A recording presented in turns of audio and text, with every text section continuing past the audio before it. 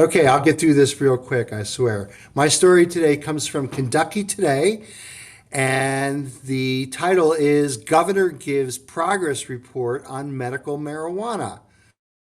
Medical marijuana will not be legal in Kentucky until January 1st, 2025. But during a Thursday afternoon news conference, Governor Andy Beshear gave a progress report on the preparations that are currently underway.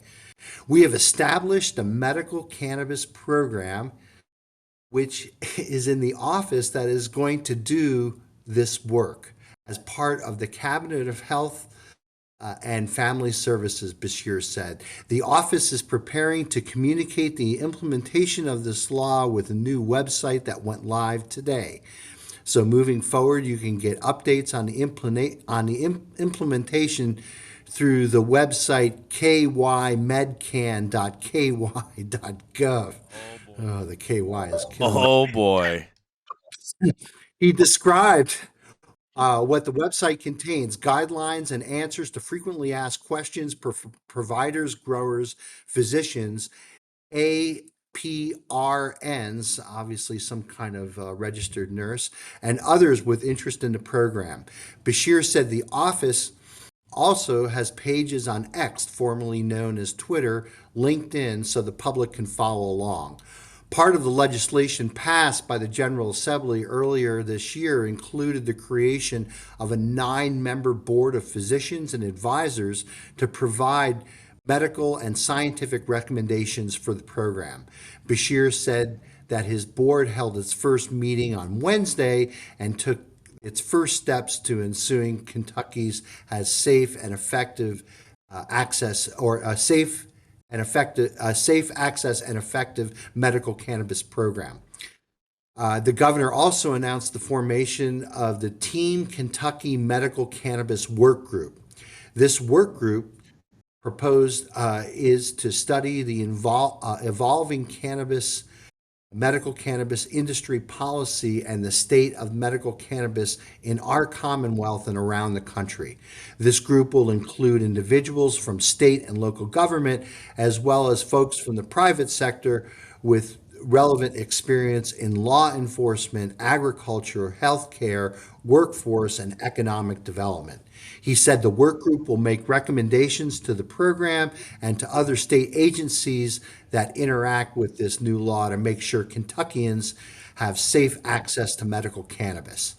Shear added, under the executive order he signed before the General State Assembly legalization bill, Kentuckians with qualified medical conditions continue to seek relief with medical cannabis by going out of state and following all those conditions that you need to carefully read in the executive order. All Kentuckians with qualifying medical conditions deserve the chance at a brighter, pain-free future without ever having to turn to opioids. We know those that did in our state. And that's from Tom Ladek at the Frankfurt Reporter. So again, this is that Kentucky law that basically tells these folks that they're okay to drive out of state, buy medical cannabis, and bring it back to Kentucky. So I don't know if the other adjacent states are going to have laws that are going to harmonize with that. But certainly this seems to be problematic in that until they get medical cannabis produced in Kentucky, that he's encouraging residents of Kentucky to go over state lines and get it. This is Dr. Mark from the High at 9 News. Interested on what you all have to say. Oh man, he's still doing the same thing. He's going to be getting these people arrested. Me and Gretchen actually have a bet on this too, Dr. Mark. Well, I mean, I can't hear you, Gretchen. Gretchen, you're on mute. No, Jason Back. The bet is over. I won the bet. The bet ain't ever over. You have not paid the bet. That bet is not over because I'm still waiting for the case. So then that way I can show you that I've won the bet. What? You're out of your mind. The case. What are you talking about? We didn't the have bet a was timeline on this bet. Dude, by the time that they legalized it, no one would get arrested. We Done. didn't have a timeline. Over. We didn't have a timeline on the bet. That's cute. Bullshit, we didn't have a timeline. Where's Adam? Where's everybody else who was paying attention? Children.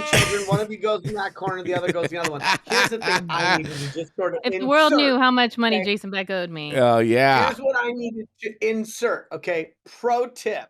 If you're going to use the words KY when we're talking about medicine, that is a very slippery slope. I see what you did there, Yarrow. Dear Lord, you and your tip. Yep, Just the tip, Yarrow, well, I mean, look at his hotel bed behind you, Gretchen. I mean, you know what I'm saying? He hasn't even made his bed yet.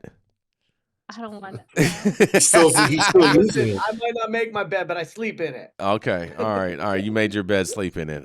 So Mark, listen, real talk. You're right? They're encouraging people to break the law, but it's also a byproduct of not having a more robust regulatory framework within that state that allows for access, right? And so we're seeing that. I'm doing a lot of dispensary development across the country, and we see that dispensaries at the border of dry or restrictive medical states without a robust adult use program are benefiting from the logjam within those adjacent states. And so my hope is that every state stands up something that makes sense, that includes age restriction, laboratory testing, and where they can economically benefit from what's going to happen with their citizenry anyway. And so if Kentucky can't do that quick enough, then it's their loss, it's their lack of revenue. And yes, it does put those patients at risk. And this isn't going to be a defense in court if they get caught driving across state lines with an ounce.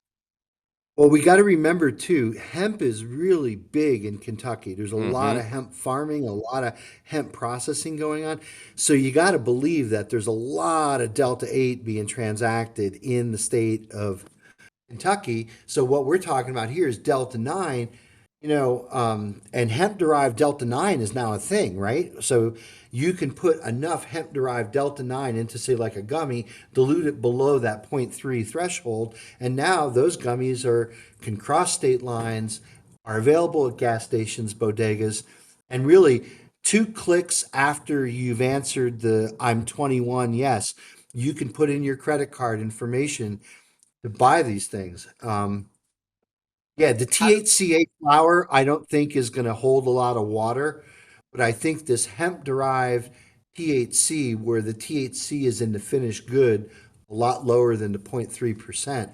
I don't know how they snuffed that out. I feel like however this plays out, it's going to be easier for them to work out their regulatory structure than it is for Gretchen to be able to collect on a bet from Jason. I think that's right. 100%. Yeah, great. Yeah, you guys are just out of your minds today. But thank you all. That was so much fun and entertaining. That'll and happen educational. when safe banking happens, right, Gretchen? Maybe. You guys are such wishful thinkers. You guys are such. She's putting the Mo in Venmo. Come on, pay her up. She's he been paid. Not to know about digital payment options. She's been paid, and I told her, when I owe her for another bet, she sends me a pre-addressed stamped envelope, and then I put $100 in there. I do it online, and put it right there. This right is there. insane. Yep. I feel like if I help get this over the finish line, I'm entitled to a commission for helping to collect. Yarrow, if you can get this over the finish line, yeah, we can talk commission. Yarrow couldn't even get himself over the finish line today. Don't make me go full Pulp Fiction. Oh boy, here we go. She's You're in gonna put DC where bartering can be done. So all you need is $100 worth of product. We love Jason. to make a deal. And don't forget about Miss Spokes. Miss Spokes too is pretty popular in DC too. Yeah. See, that's all I do is come up here and misspeak.